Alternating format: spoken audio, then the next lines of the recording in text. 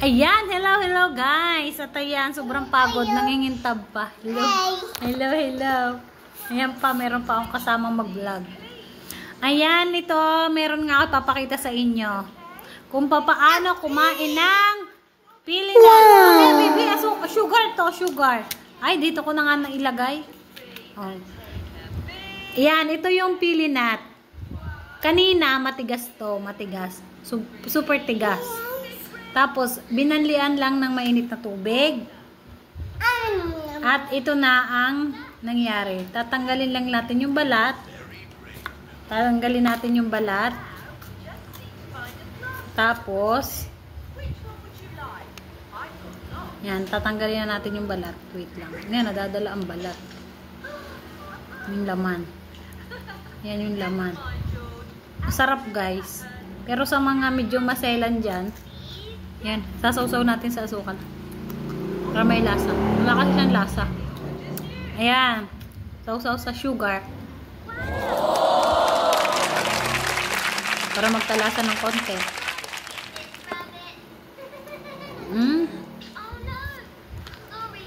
Ayan. Galing Bicol. Pili nuts. Bicol. Pili. Oh, may kasama ako dito mag-vlog. Ayan. Ano naman guys. Pili nut. Ganto siya, ganyan. Tapos sausaw natin sa... Dito ko na nailagay ang aking sugar. Kuntik lang. Ayan, sausaw natin. Ganyan pagkain ng pili nut. Ayan, ito na yung buto ng pili nut.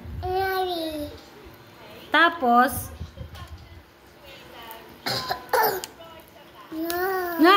hindi mamaya hindi pa yung nakakain. Ito natin ilagay, kinukuha ng batuta. Ayan guys, ito yung pili nut. Napakatigas nito, parang kahoy.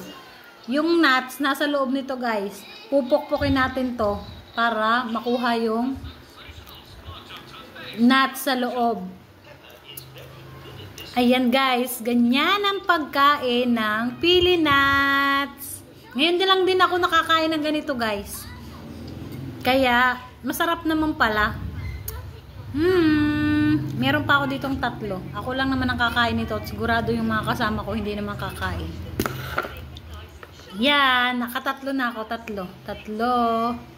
Meron doon lang sa kusina. Tinikman ko kanina. Yan, kakainin natin lahat. Ang pili nuts. Pili. Ito palang pili. Kanina, super tigas nito. Yan. Bye! Thank you for watching!